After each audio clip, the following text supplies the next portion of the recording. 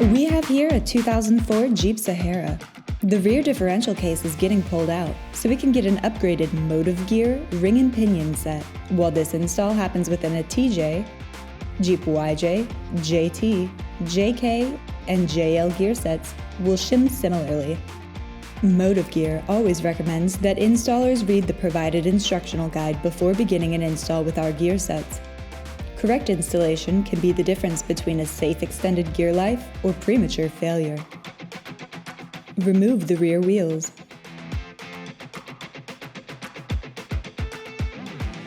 Drain the differential housing and remove the differential cover. Unbolt the brake caliper. Never let a caliper hang from the brake line. Always secure the caliper to the frame with an S-hook or cable ties so that there is slack in the brake line. Remove the rotors and axle shafts. For this model, that involves rotating the axle flange around to unbolt the 4 retainer nuts. Repeat the same steps on the driver's side.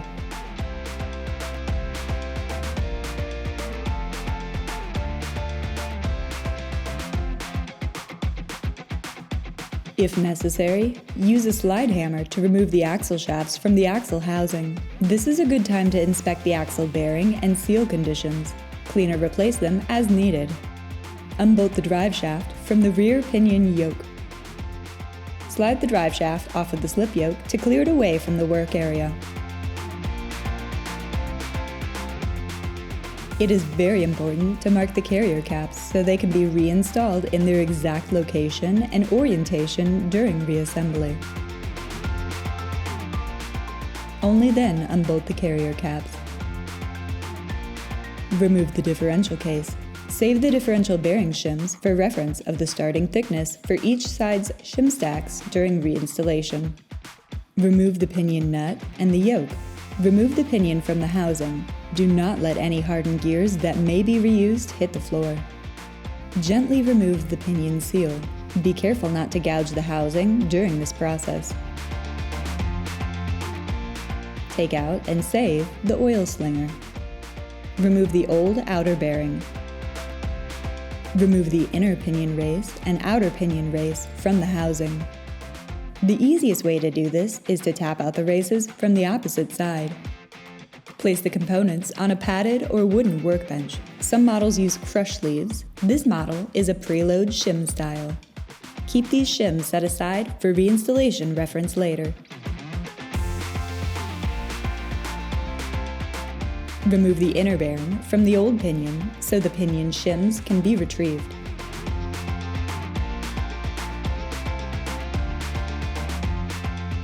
Measure the pinion shims removed, and then, for the initial setup, select the same amount of shims from the installation kit. We always recommend using fresh shims for every new ring and pinion install. Place a new inner pinion bearing on the pinion shaft with the tapered side up. Cover the inner pinion bearing with its race to protect the bearing as it's being pressed. Press the inner pinion bearing by the inner bearing race to protect the new pinion. Do not apply pressure to the outer bearing race or roller cage. A properly seated inner pinion bearing sits against the back of the pinion head. We're changing out the differential case as well, so the old ring gear does not need to be removed. After the differential case is prepped, lightly file the surfaces where the new ring gear will sit. The goal is not to score the surfaces, but to clean the surfaces. Slide the new ring gear into place on the differential case. Use thread locker on all the ring gear bolts. First tighten, then torque the ring gear bolts to the motive gear factory specifications, following a star-type pattern as you tighten them.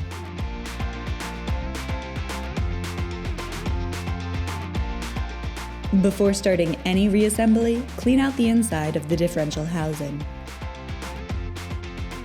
Drive a new inner bearing race and outer bearing race into their housing positions. The open end of the bearing races should be facing outward to receive their respective bearings. Set up for pattern testing by placing the pinion in place within the housing. Using the preload shims and oil slinger is optional, but not mandatory during the setup phase. Place the new outer bearing on the end of the pinion shaft. Secure the yoke over this.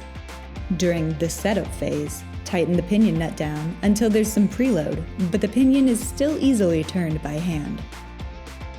Measure out new differential shims from the installation kit.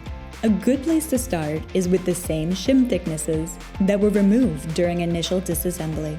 Place the differential case in the housing with the decided differential bearing shims on each side.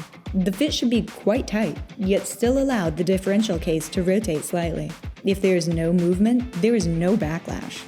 If that's the case, remove the differential case and adjust the shim packs by removing several thousandths from the ring gear side and adding the same amount to the opposite side. Place the carrier caps back in their original positions and snug the bolts. Check to see if backlash is in the appropriate range with a dial indicator. The appropriate range for motive gear rear differential gears is 7 thousandths to 9 thousandths for street gears. This one reads 3 thousandths. If the backlash is outside of the appropriate range, like this one is, remove the differential case, adjust the differential bearing shims, and retry.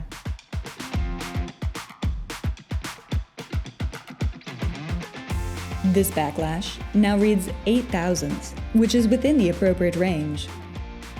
When backlash is set, paint a few ring gear teeth, drive and co-side with marking compound. Rotate the marked teeth several times through the pinion before attempting to read the pattern.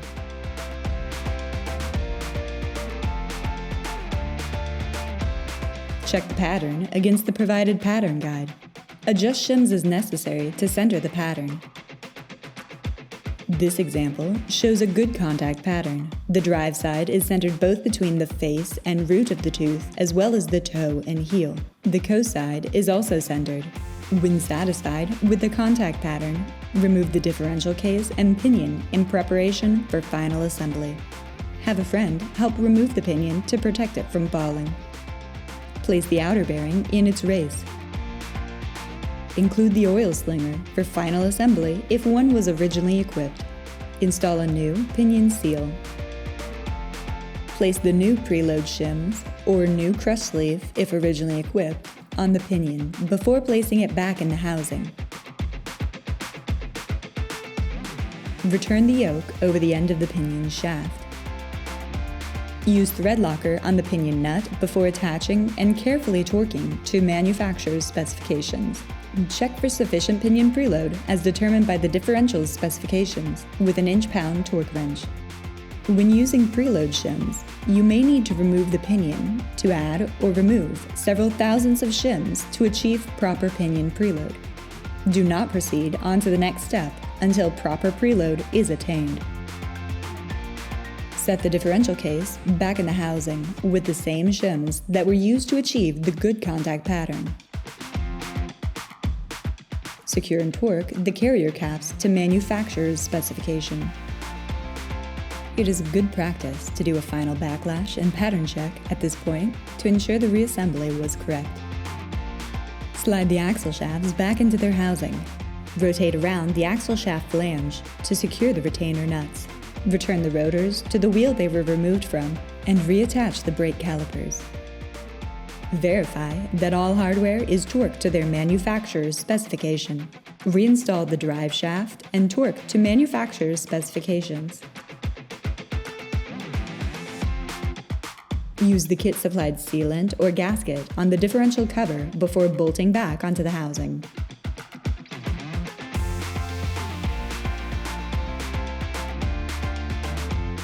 Fill the differential case with the appropriate fresh differential fluid.